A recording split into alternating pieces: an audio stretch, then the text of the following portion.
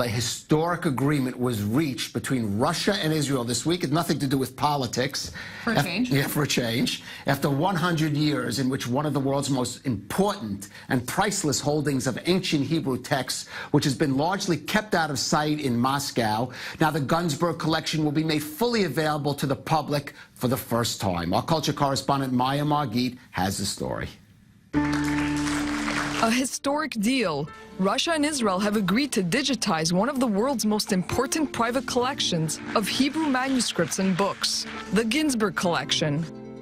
The National Library of Israel in Jerusalem and Russia's State Library in Moscow will work together to put the treasure trove online.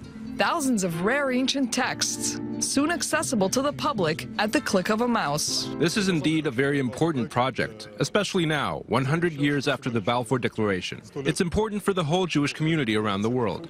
The Perry Foundation began functioning several years ago. One of our first projects was the digitization of a collection of Islamic literature. It is symbolic that we are finishing this project with the digitization of the Gunzburg Collection, which has around 9,000 books and 2,000 manuscripts.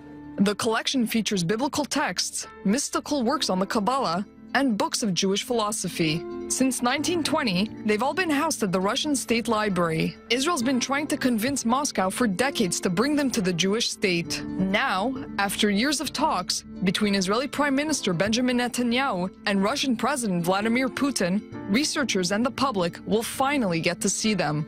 The digitization of the Gunzburg Collection is part of a much wider project. Last August, Israel's National Library launched Ktiv, the world's biggest digital archive of Jewish manuscripts. Tens of thousands of handwritten and illustrated texts from all over the world were reunited for the first time in centuries online. Russia's State Library hopes the Gunzburg Collection will add to that. If something, God forbid, happens to the manuscript, there will be a quality digital copy, a sort of a backup. This project will also really help our colleagues working at the National Library of Israel. They will be able to use these manuscripts to the fullest and also share them with a wide range of Israeli researchers. Though the originals will remain in Russia, researchers hope digitizing them will preserve them for future generations. Well, joining us in the studio is Maya Margit, our culture correspondent. Maya, this incredible collection, what's the background? What's the story here? How did it end up in the Russia State Library?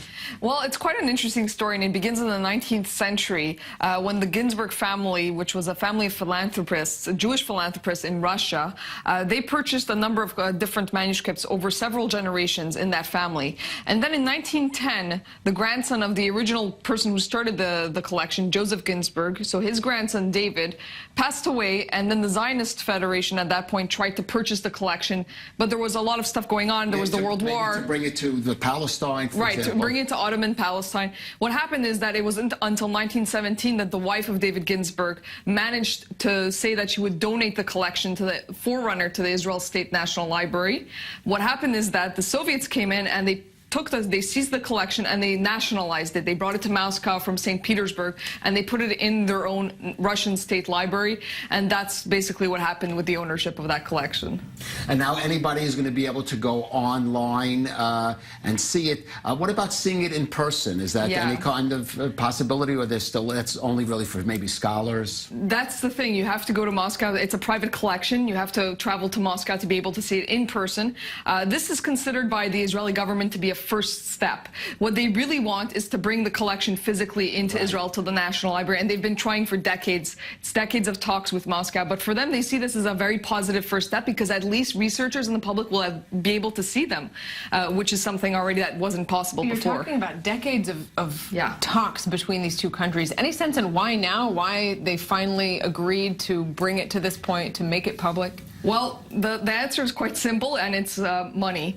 It always is, isn't it? That's the answer. Always the simplest So answer. the Perry Foundation, there's this foundation that got involved, the Russian foundation owned by a billionaire in Russia, who donated an undisclosed amount of money to this project to be able to digitize this entire collection. So that's basically what set this whole project in motion, and it's going to be part of Israel's National Library website called Ktiv, which is a major project where they're reuniting all of the world's Jewish and Hebrew manuscripts into one place for for everyone to be able to see. It's interesting because I know the Russians are also holding a collection of manuscripts from the first, I believe, Chabad Rebbe, and that has been a real source of contention between Israel and Russia and the Chabad community. So maybe this step will lead to further steps in other Jewish treasures being held there. That's how they basically see it. They see this as a first step, a positive step, but they want more. They want to physically be able to see the collection. All right, Maya Margit, thanks very much for bringing us that